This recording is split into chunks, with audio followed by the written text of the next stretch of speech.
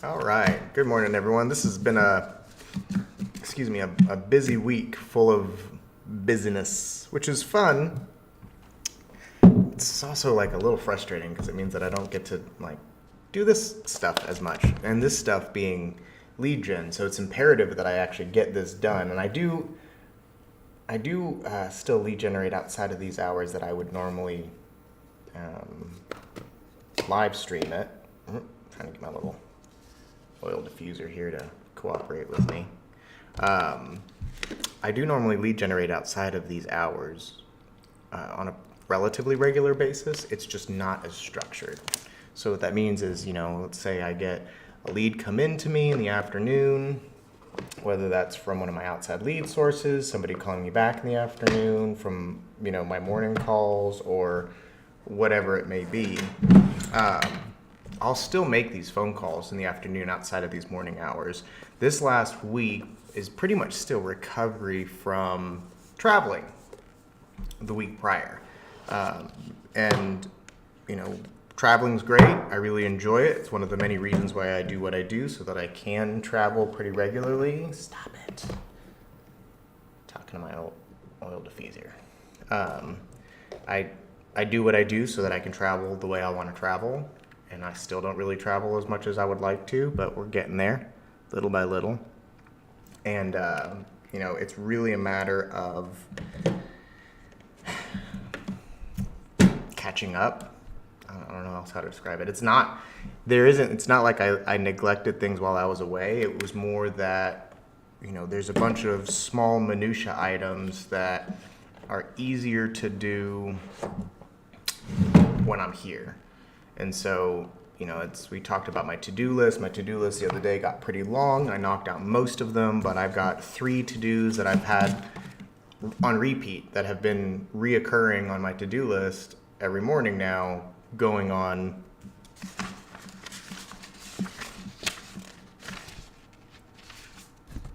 over a week. And it's not that I'm putting them off because I don't care about them.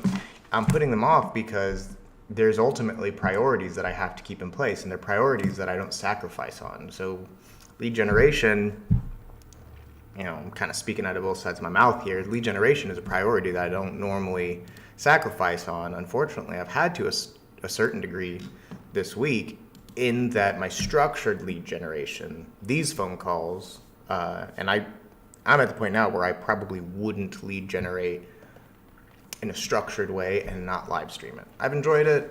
I've had the opportunity to have a few phone calls that were worthy of encapsulating and using as training experiences for my guys. So there's definitely value that I see in doing this. So I likely, moving forward, won't lead generate in a structured way without live streaming it. But today, much like the other day, my structured lead gen this morning is limited. Some of it because of me. Some of them are things that I could have influenced differently, and then other things that are a result of not taking care of my to-do items in a timely manner. So one of them is going to walk a property that I bought last week. I was supposed to walk it yesterday, and just timing didn't work out. I had another closing, and I was coming from South Lake, and the contractor I'm meeting with was like, hey, let's just shoot for tomorrow morning. Now today's tomorrow morning. I was supposed to meet with them the day before, but I didn't get keys in time. So, things happen, and we get these delays. As they happen, we kind of have to roll with them, and ultimately make the decision, what's more important? Lead generating, making our phone calls, finding new business, or doing these to-do items. And unfortunately, these to-do items take a back seat a lot of the time. And one of them is even servicing a new client. I've got granted, it's a difficult person, and I'm still waiting on a piece of data. The person themselves is not difficult. The report that I need to generate for them has proven difficult to create because the data needed in order to give them an accurate report is lacking. We just don't have enough data points to be able to go in and confidently say, hey, this is what your property's worth. And that's a lot of how we function. That's a lot of how we operate. Now, we can make some speculation, and those speculations are typically still informed by other data points that we would normally not consider, such as properties that are actively listed. Properties that are actively listed don't really mean much to us when we're evaluating properties. because just because you're trying to get a price, just because you're trying to sell the home, doesn't necessarily mean that you're going to. And so I often hear it from neighbors, oh, Jim and Susan down the way, they had their house on the market for $400,000. I want to put my house on the market for $400,000. It's like, well, did you look to see if Jim and Susan actually got that $400,000 that they were looking for? A lot of the times they don't. Especially in those contexts, especially over the last few years, it was so incredibly common that I would see like, oh, my next door neighbor just up the street, they had their house on the market for X number of dollars. I feel like that's a fair asking price. It's like, well, did they sell it? Because if they didn't sell it, then what proof do you have that there is actually a market for your type of home in this area at that price point?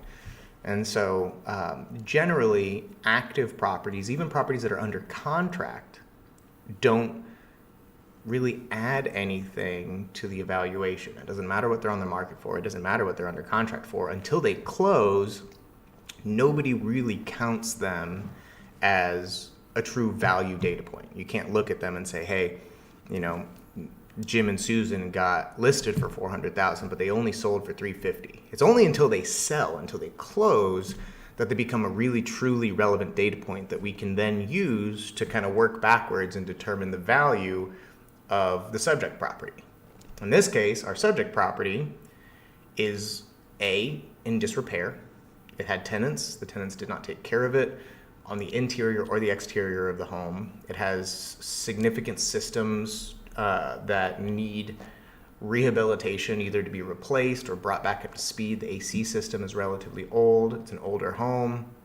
It has some additions that weren't done incredibly well. They're done well enough for the area, but just not done incredibly well, which does cause some issues as far as marketability.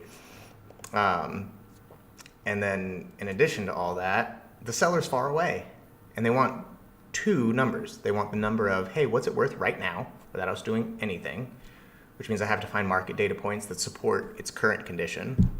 And then we also want to know what it's worth if we were to put the money into it and bring it back up to market condition, which means I need a whole other subset of data representing what that property is worth in a rehabilitated condition, in market ready condition. And they also want to know roughly what's it going to cost to go from point A to point B, should they choose to make the investment from out of state.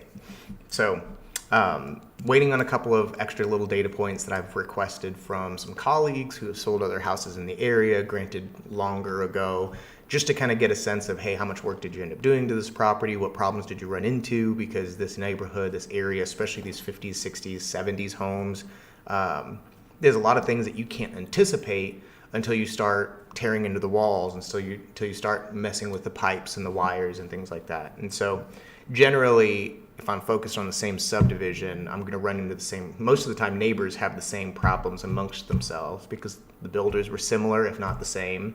The time frame they were built was relatively similar, if not the same, which means the constraints they were under were generally the same. You run into it all the time. You get whole neighborhoods that have aluminum wiring, all of them, everybody, because they were all built during the time frame when there was a copper shortage.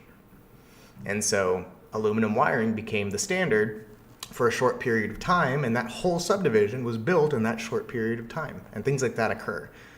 Same thing with cast iron plumbing, clay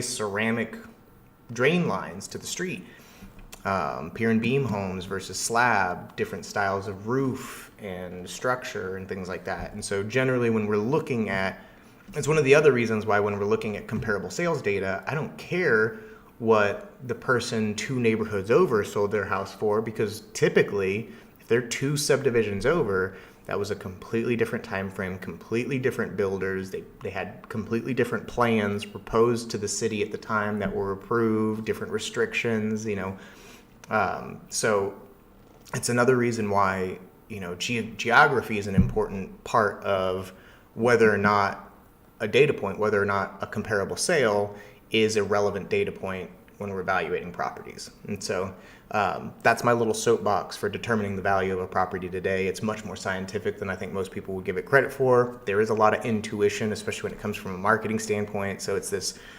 kind of healthy blend of me doing tons and tons of research and then ultimately using my own sales intuition and professional experience to determine what a good plan of action is. And even then, so like we're kind of blending data and intuition into this educated, highly educated in most cases, hopefully, guess as to how we're going to market the property, what's the price point we're going to put it on the market for, et cetera, et cetera. So I'm getting a little notification that my keyframe rate is too low, so hopefully everybody's able to hear me okay. But yes, so that's my soapbox for evaluating properties. It's what we run into all the time. It is my number one thing I have to take care of today. I'm still missing a response from one of my colleagues. So, Mr. Adams, if you're sitting behind your computer screen watching me do this morning and wondering where your CMA is, it's on hold. I got one more data point I'm waiting for, and I'll get it to you. And then beyond that, this is the time of year when this kind of valuations, the requests for these kinds of valuations shifts. People don't want it because they want to put their house on the market. They want it because they want to protest their taxes. And so I've got one of those on my list to do also. And then the property that we contracted the other day has a tenant in it, and I have to make the unfortunate phone call later to let them know that I will not be continuing their lease when we purchase the property, which is unfortunate. We did some market research on them also. Same thing, just kind of determining what we can charge them, what makes sense.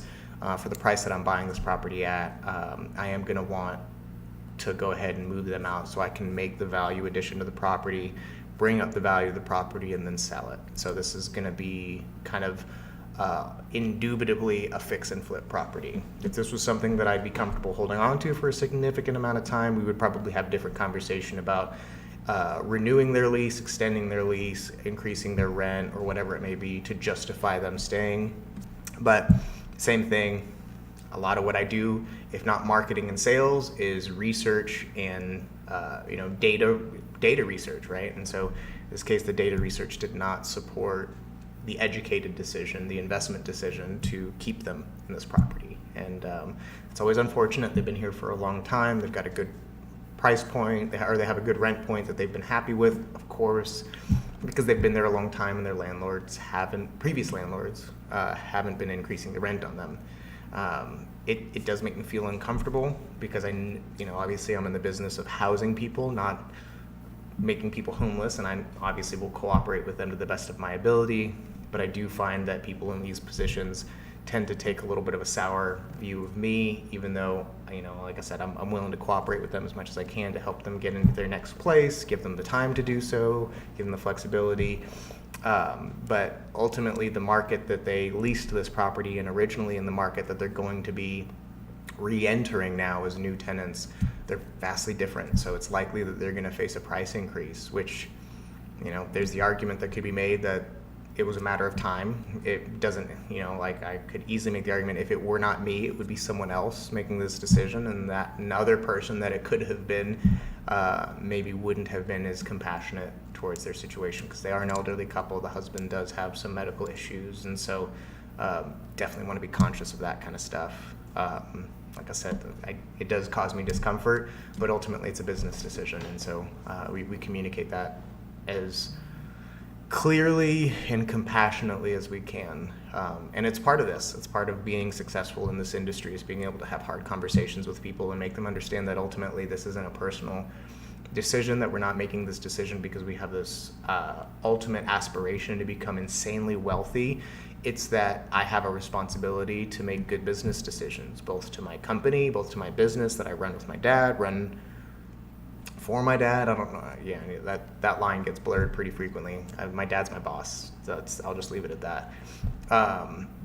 And then I also need to make sure that I make good business decisions for my family, because I have my own wife and children, and we may one day have medical concerns. That I've personally had medical concerns that needed to be addressed, and so being able to support them means sometimes making tough calls at work. So we're gonna not live stream that one because for no other reason other than it's just I'm already putting these people in an uncomfortable position. There's no point in making it public. So we'll go ahead and move on, and we'll make some phone calls today, and we'll do a little bit of lead generation. I've got some people to follow up with, and you'll notice that's probably like the 5th or 6th, maybe more time I've said this now. Doing this is my 15th day lead generating live with you people.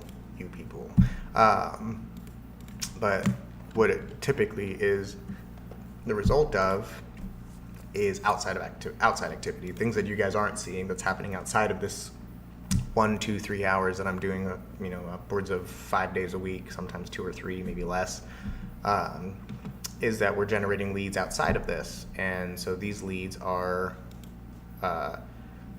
in the CRM. They vary in their freshness. They vary in their qualification, meaning some of these people may be completely unqualified. I could be calling them and they could tell me to go fly a kite, and that's okay. But we won't know until I reach out, make contact, ask the appropriate questions, determine whether or not their motivation is strong enough for me to be able to help them. And that's generally what we're looking for, is how, are you in a position where you need my help, and can I help you? So, okay. I'm getting a lot of them in Granbury. Reminds me. Add one to the to-do. Get new data for our cold callers.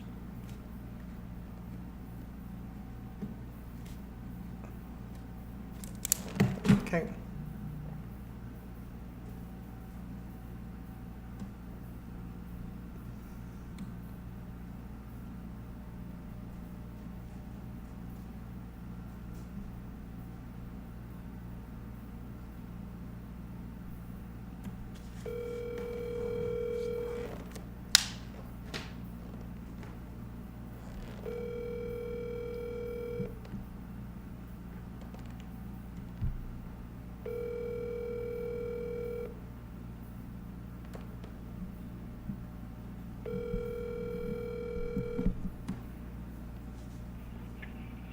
Hi, this is Barbara. I'm away from my phone right now, but if you leave your name and number, I'll be sure to return your call. Thank you. At the tone, please record your message. When you have finished recording, you may hang up or press 1 for more options. Hi, Barbara. This is Chris Beery. You spoke with one of my agents yesterday, or maybe the day before, about your property there on Chiswick Court. If you would give me a call back when you can, just curious to see if you're still planning on selling that property. My phone number is 817-600-2077. Again, that's 817-600-2077. Thanks. I look forward to hearing from you. Bye-bye. Okay. We make the note, left her a message, set a follow-up call for tomorrow. What we'll likely do here in just a moment is, again, this is like the third time I've said that, and this is how difficult it is to stay on top of it. This is why it's so important to do it every day. This is one of the main reasons why agents don't do this every day, is because it's easy to kind of get your head below water when you lead generate effectively. So I'm underwater right now, and that's a normal occurrence for me. It's because we handle a lot of leads. It's because I do this very often. And I have more leads that require my immediate attention than I can digest in one sitting, especially in an hour sitting, since I need to leave here in a little less than an hour to go walk a property. And so talking with y'all maybe doesn't necessarily help, but it does, because it keeps me going in a pace, it makes me more conscious and aware that, hey, I don't have a ton of time to just get through these.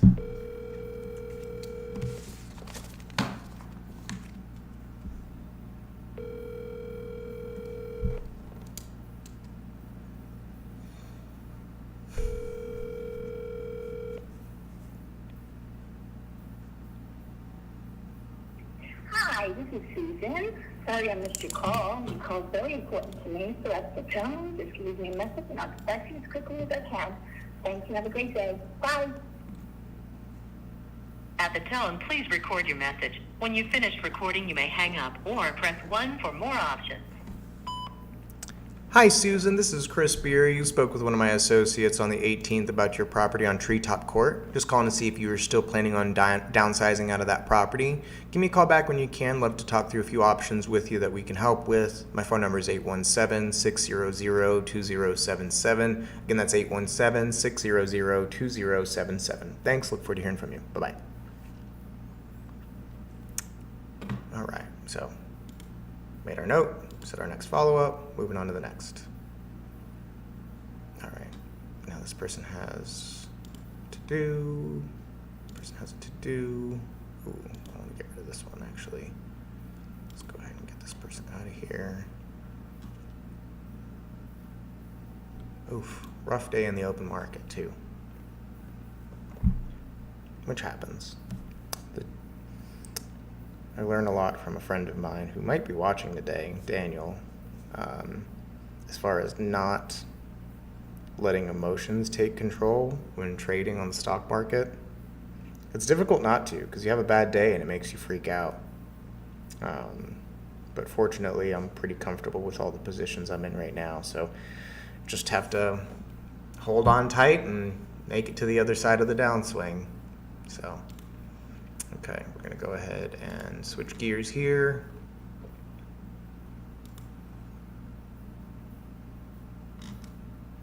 Okay, see, I don't have him on my to-dos on purpose.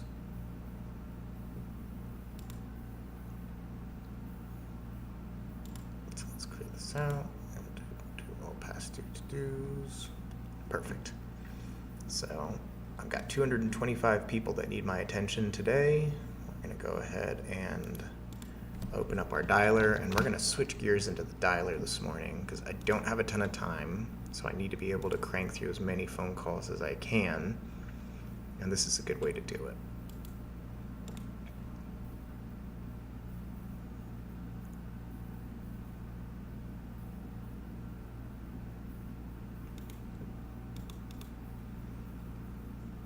So all I'm doing here is I'm going through and I have to actually clear out at least one of these files, which good, one of them's already clear, to be able to send these leads to the dialer.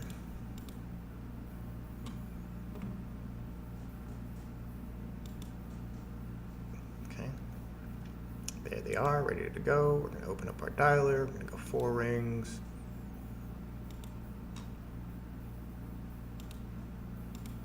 Start our power dialer. So all this power dialer is doing is it's literally just going to go from one number to the next, one number to the next, one number to the next. I could have it set up to where it's dialing 3 numbers at a time so that I'm kind of perpetually staying on the phone. I do find when I'm doing that for people that I already have in my CRM, not true cold calls, that I end up stepping on toes a lot, that my answer rate's much higher with people who I've already spoken to before. So Your PIN number. You are now logged into the Mojo dialer. Voila. Please press the start button on your screen to begin calling. here we go. So again, I'm gonna keep this muted for right now as these people dial.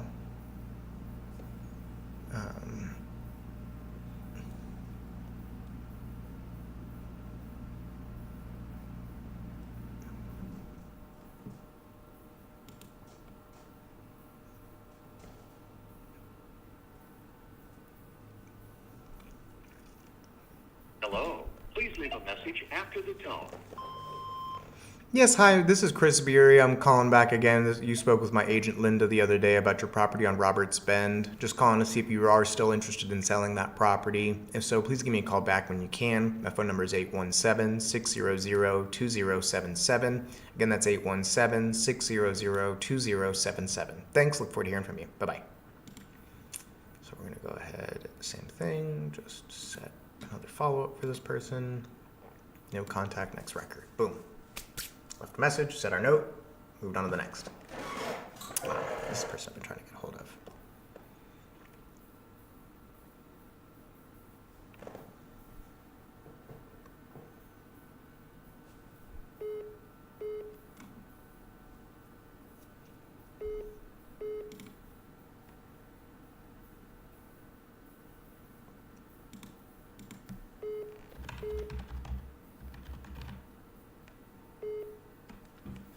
This is Chris.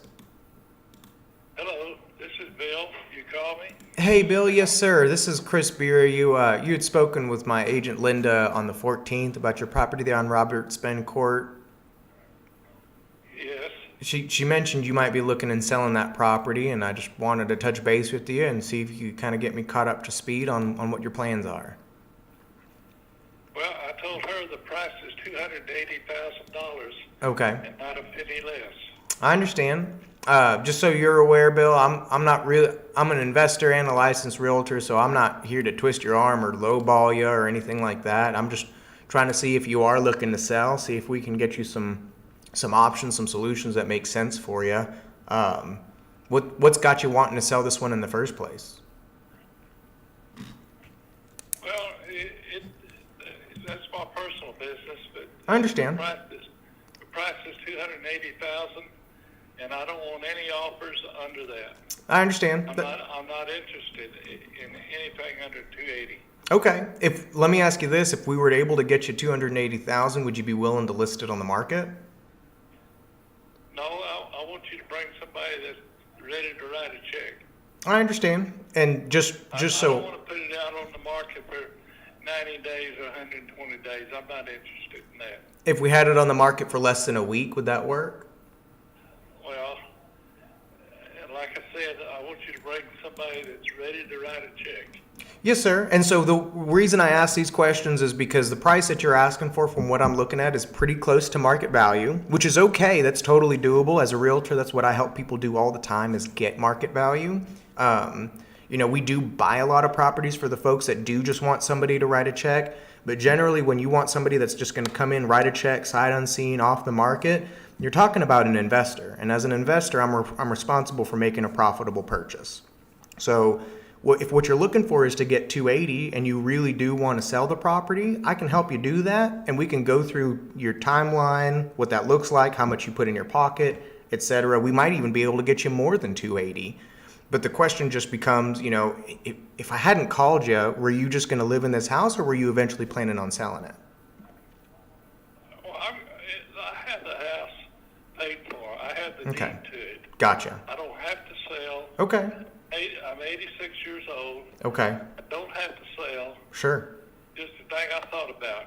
I understand. And if that's the case, I don't really want to twist your arm in selling. I would probably sooner talk you out of selling. If this is something you have paid off, you're comfortable here, you have no issues owning this property, and you want to stay here, Bill, I'd probably talk you into staying. It wouldn't take much. It wouldn't take much? Well, let me know. Let me know if you have somebody that's ready to write a check. I understand. I'm talking about after looking at it for a day or two.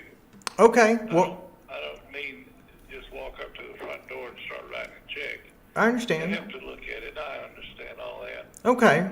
Well, I've bought and sold houses before. I'm Sure. not a dummy to this market. no, and I don't think that you are. I wouldn't accuse you of that. I just know that most folks are maybe selling 4 or 5 houses in their lifetime. I'm doing that every couple of weeks. So, like I said, Bill, my job in all this is not to make you do anything you don't want to do. My job is just to give you all the information you need so you can make a sound business decision, right?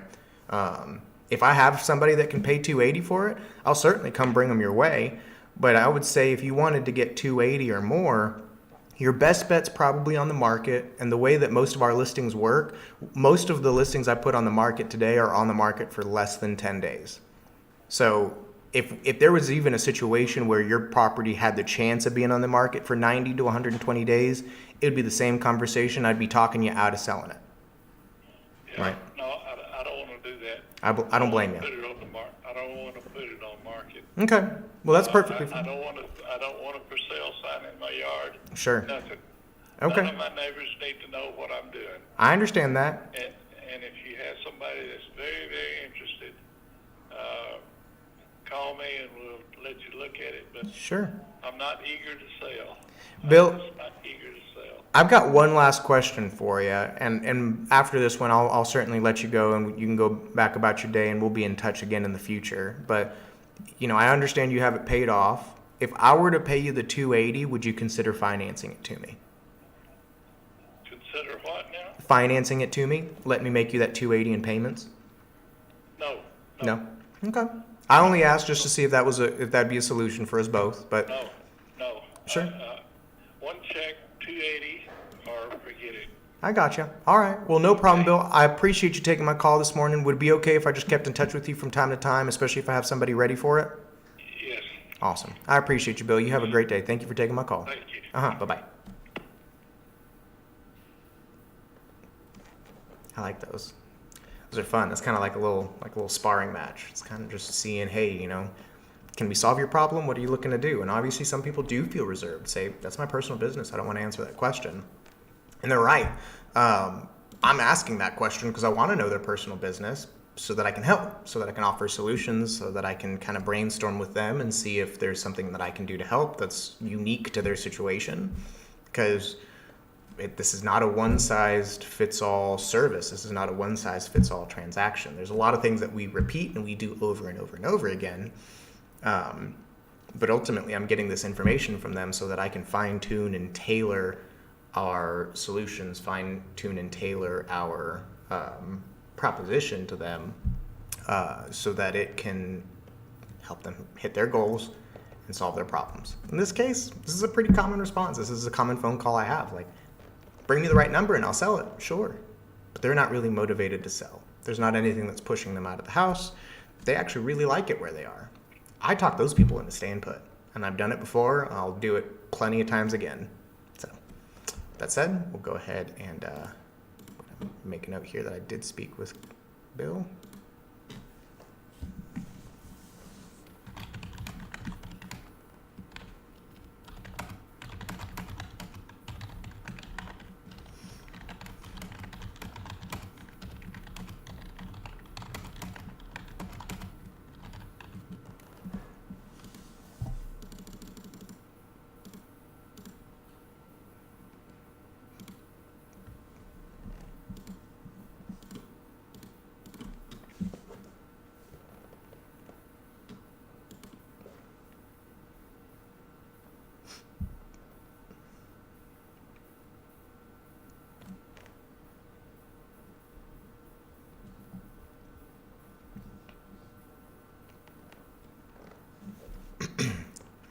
Hello?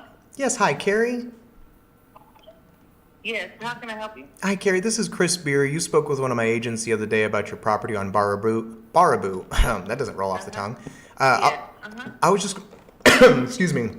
I was just calling to follow up with you on it. They mentioned you might be looking to sell it, so I was calling to see, can you catch me up to speed? What's your plans for this one? Well, I'm not sure yet. Okay. I already had it on the market, but I didn't finish it out like I was supposed to, so. Gotcha. I haven't decided whether we're gonna finish it out or just sell it to an investor. I mean, I just don't want a lowball offer because I know they can get $215, and it's about $5,000 or $6,000 worth of work. So if Okay. they're not gonna, give me at least 170, I'm not gonna sell. Gotcha. Okay. I mean, I own the house, so I don't want to play around with Sure. some old lowball offer because it doesn't make any sense. Yeah, no, I get that. So just so you're aware, I am an investor, but I'm also a licensed realtor. My job's not really to come in and to lowball you or twist your arm into doing something that doesn't make sense for you. My job's kind of just to give you Right. options and all the information you need to make a sound business decision. It sounds like you've kind of weighed some of these options already, but kind of help catch me up a little bit. You say there's $5,000 worth of repairs that need to be made. In my experience, that's a house that's Well, like it's already not- done. It's no foundation. No, it's all cosmetic. Okay. I took up the flooring and needs to be put flooring back down. Okay. The main bathroom needs to be put back together, and the kitchen. That's it. And the flooring. That's it. I've already painted. Okay. There's the AC in there. The roof is, fairly new, less than 5 years. Sure. And you can buy the gate to the fence. That's about it. Everything else has been done, and Sure. I hadn't decided what I want to do because I know if I finish it up and put it on the market now, I'm going to get $215 because there's not that many Right. houses out there for sale in that price range. No, there And certainly are it's not. summertime, Yeah. almost. Right. Yeah, this is probably, So I would, I'm just debating on whether I want to lose $30,000 over me not feeling like finishing it out. That's where we're at. why don't you try, So I wanna put why don't you more try money- again? Huh? Why don't you try again? Maybe drop price to like 200 or 199 and stick it back on the market like No, that. it wasn't that. It wasn't the price. It was just that I hadn't finished it out. Sure. That's what it is. I just need to finish it out. Okay. I think that's what I'm going to do. Okay. Unless somebody comes with the right offer, I'm going to finish it out. Okay, and 170 is kind of like If that. you That's want to get it as is, Sure. 165, 170. If I'm paying real estate, then it'd be 170. If I don't have to pay the other side of the real estate, then it'll be 165 I could take. And Gotcha. but it needs to be no long standing 30 days, nothing like that. They need to be ready to buy in Oh 30 yeah. days. No, Okay. as an investor, my offer would be, we could close it in as little as a week and a half, and I cover everything. I don't charge any fees or anything like that. The sales price that we determine, the only thing that comes off of that number is prorated property taxes to the day, and then if you owe anything on the house, that's it. We already know. So Yeah. This isn't my first ride on the rodeo. Cool. So that's stuff we already know. So Okay, cool. If you want to proceed, if Yeah. you want to come in at that, or you want to see it, just let me know, and I do. I'll figure out a time that I can meet up with you. Okay, yeah, let me know. I am interested in taking a look at it. Do you want me to call you back so you can take a look at your calendar, or are you ready to kind of talk through when you're available? Let me do that, and then Okay. I think Friday will be fine. Tomorrow? But I'll check. Okay. Yeah, I've got some If not, availability I'll tomorrow. have her- Okay. All right. If not, I'll have T to go over there with you. Okay. Who's Tina? I'm sorry. That's one of my people that helped me. Oh, okay. I was just making sure it wasn't your. Gotcha. Okay. That sounds good, Carrie. I appreciate it. If I don't hear from you by tomorrow, can I give you a shout? Yes, that's fine. Awesome. All right. Thanks, Carrie. I appreciate it. I'll talk to you soon. All right. Bye-bye. Arguably some of the most dangerous people for themselves, not for me, are the people that have enough experience to get themselves in trouble. So in this case, she has every confidence that her not selling on the market before had nothing to do with the price. It had everything to do with the price. She listed it at what she believes is the end value, unfinished, which is going to cause it not to sell. And again, she's got to install flooring, which means that I'm going to assume she's already torn out the old flooring. She has to reinstall the bathroom, which I'm going to assume means that she's already demoed the bathroom. And then she's got to reinstall the kitchen, or maybe redo the kitchen. So I'll just assume the kitchen just needs to be polished up.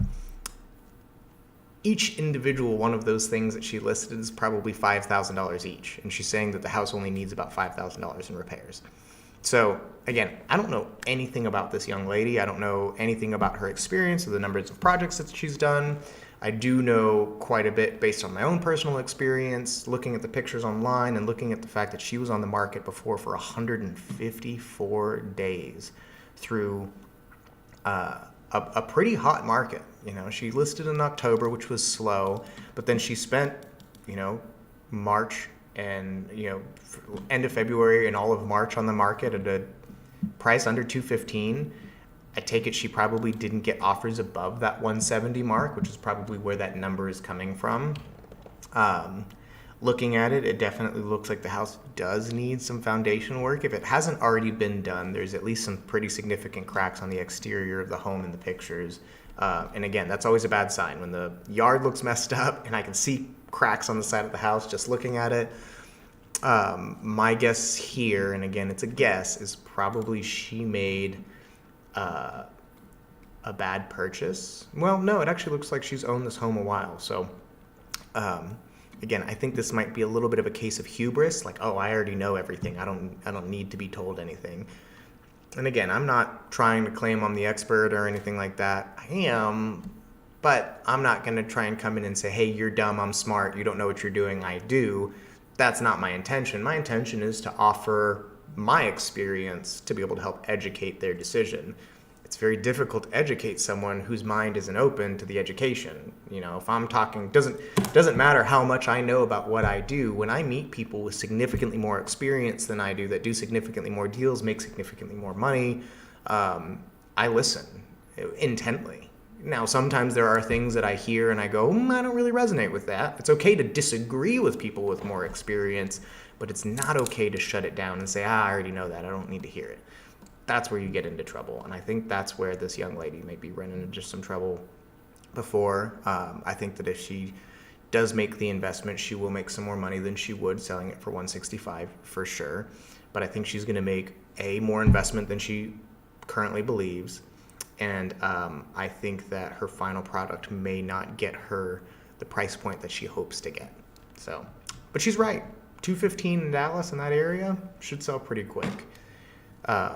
As long as she does the right things and lists it appropriately. The fact that she didn't sell it in 154 days on the market for a corner property lot in this zip code in Dallas means that she really dropped the ball on what the should have dones were. So all we're gonna do is I'm gonna make a note here. This was actually my third attempt to make contact with her, which we finally did. I'm just gonna say, hey, I'm gonna call her tomorrow. Delete that. Make the note.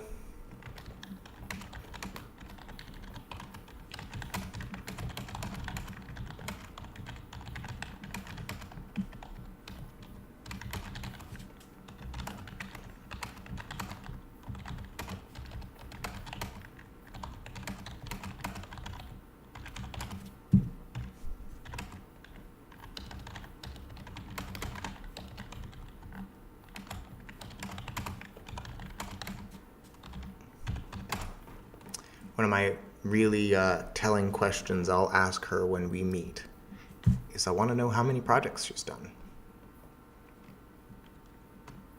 Not because I want to put her on the spot or make her feel less than, but because it's important for me to know.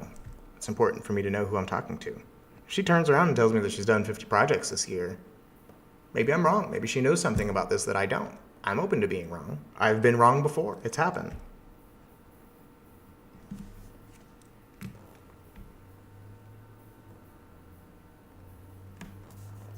It has happened, trust me.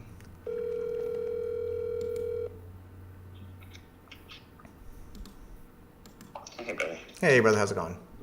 Good. Hey, real quick, did you ever get that Zelle from that tenant? No. Okay. So, I think they're just antsy at the idea of sending Zelle before presenting a lease. I'm comfortable presenting them the lease, but at the same time, it's like, she also hasn't filled out the credit app that I asked her to do. Honestly, the partner, Shayla, has. Her credit's great. She's got like a 770. She's got great payment history. It's all new. She doesn't have anything much older than like 2 years, but that's okay. Her last 2 years worth of history is great. No criminal record, but she didn't list any income at all. Zero. So the Hope, who will be the primary applicant, she'll actually be the only person technically on the lease, hasn't filled it out. They were going home to like talk to their parents last night when I talked to them about getting the lease or getting the deposit paid. I think they're maybe slightly worried about like a scam, and I just told them, I sent over my card and everything. I was like, hey, go look up my reviews. We're legit. This is just like, I need to pull it off the market, and I'm not going to pull it off the market until I have a security deposit, and then we can work out the lease. If things don't pan out, right, if we get a security deposit from them, I pull it off the market, we go into pending, and they don't like the terms of the lease, it's not likely, but in the event that happened, we would just refund their security deposit and start over. of course. So, again, I think they're just maybe hesitating a little bit, but I'm going to call the agent this morning and beat them up a little bit and just say, like, hey, like, I understand hesitation. If they don't want it, no worries. We got somebody else chomping at the bit. Yeah, and So. I could talk to them if they'd like, or Okay. I'd even meet them there if they want. Yeah, okay, that's fine. I will touch base with him here shortly. I'm going to get on the road and head to Midlothian in about 15 minutes. So when I'm in the car, I'll give him a call. Perfect. Cool? Okay. All right, buddy. All right, thanks. Talk to you soon. Bye-bye. I don't manage properties, and I don't lease properties for lease for other people unless I love them. And it's not because I don't enjoy doing it.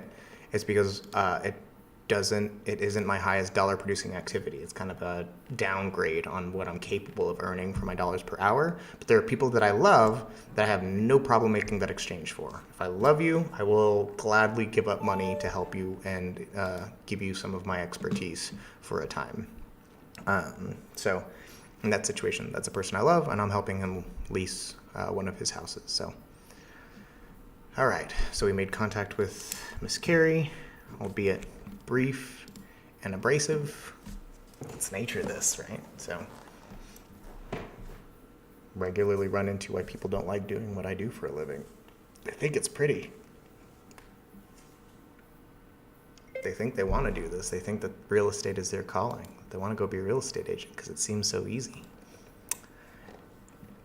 Once you get good at it, it can be easy, but it's never easy. It's simple, but it's not easy.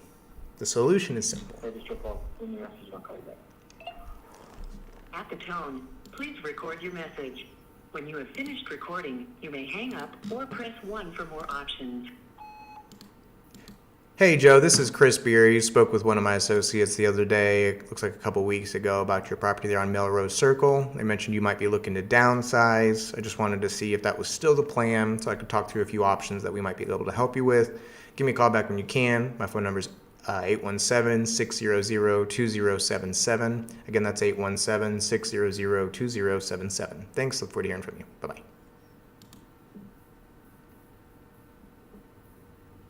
Okay.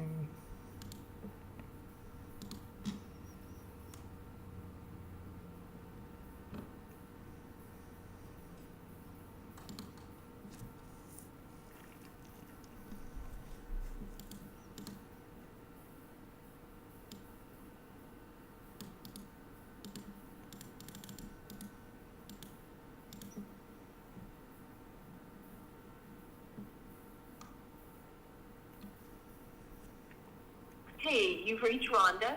Please leave me a message and I'll call you back as soon as I can. Thanks a lot, and I hope you have a blessed day. At the tone, please record your message. When you have finished recording, you may hang up or press 1 for more options. Hi, Rhonda. This is Chris Beery. I'm just calling back one more time to see. I know you spoke with one of my associates earlier in the month about your property on South Lancaster Street. You mentioned that you might be looking to sell that property. If you don't mind, give me a call back when you can. My phone number is 817-600-2077. Again, that's 817-600-2077. Thanks. Look forward to hearing from you. Bye-bye.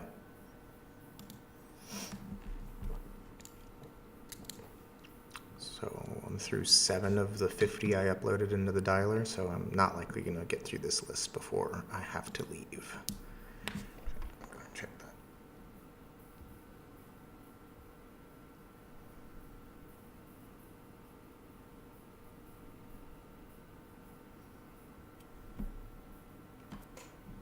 Yeah, 15 minutes.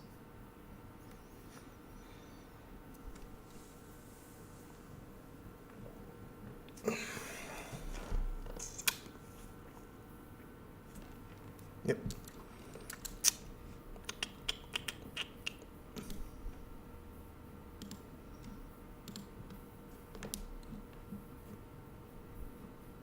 Hello.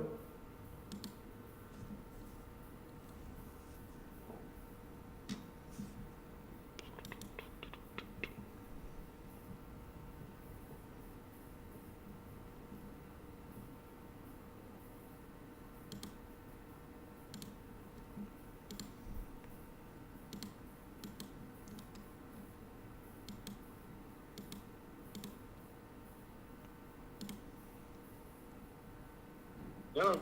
Hey, Rodney, this is Chris Beery. You and I spoke the other day. I caught you in a meeting about your house there on Brushy Road. Yes, sir. I'm still tied up. Are you? I Okay. don't believe I'm interested. I don't believe I'm interested in selling. Okay, no problem. Well, let me know if you change your mind. I would be interested in buying it from you, okay? Okay. Thank you. Thank you, Rodney. Have a good one. Oops, that happens. You get a lead who's interested, and then when it's crunch time and you finally get them on the spot, they're not really interested, and that's okay.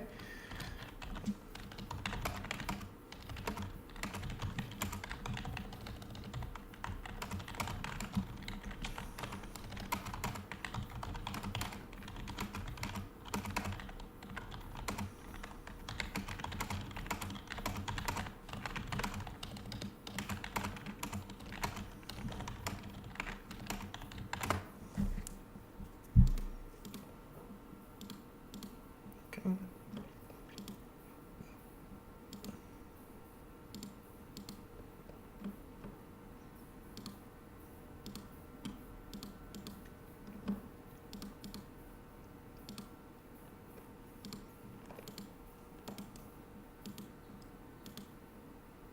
Perfect. Let's contact.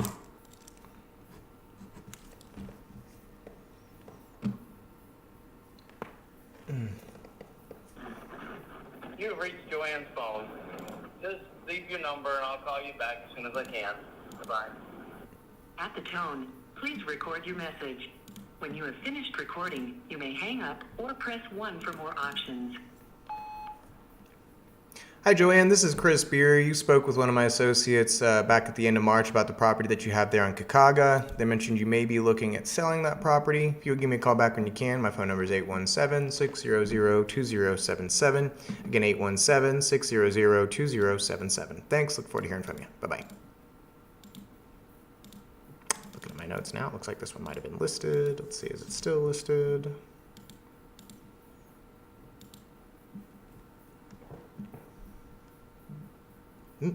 Nope, doesn't look like it. Not listed. So, left message.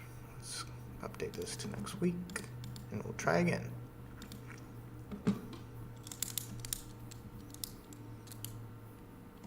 Robert Oaktree.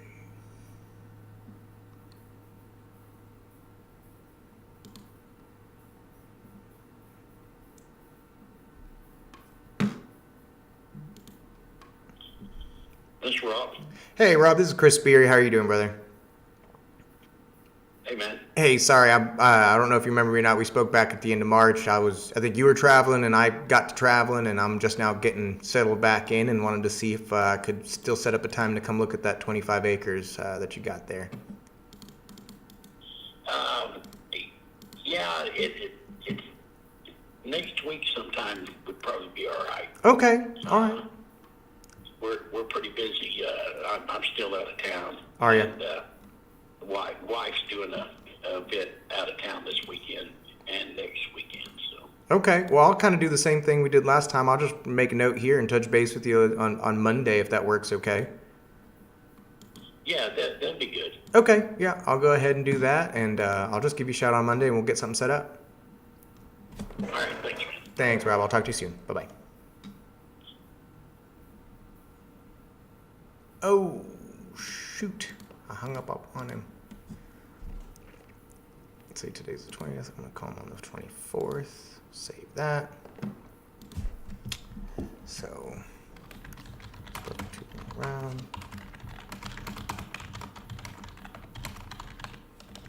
Okay, to set up a time to meet.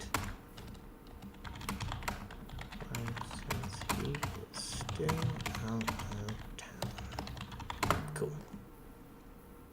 Just making little notes here.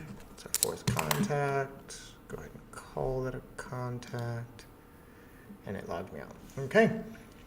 So that's actually probably going to be it for the day. We're about 53 days on the or 53 minutes on the dialer. Not very much today. Knocked out 4 contacts in that time frame. It's a pretty good turnaround for me, especially using the dialer. So fortunately, that does put me in a spot where I need to go ahead and get out of here today because I got to run to Midlothian and go walk a house. So that said, appreciate everybody who watched today. Looked like we had a number of viewers. Y'all are sweet. I appreciate you coming in. If you have any questions about real estate, feel free to hit me up privately, either in my DMs or message me if you have my cell phone number. Always happy to answer any questions that you might have. But other than that, we will see you guys tomorrow. Have a good one.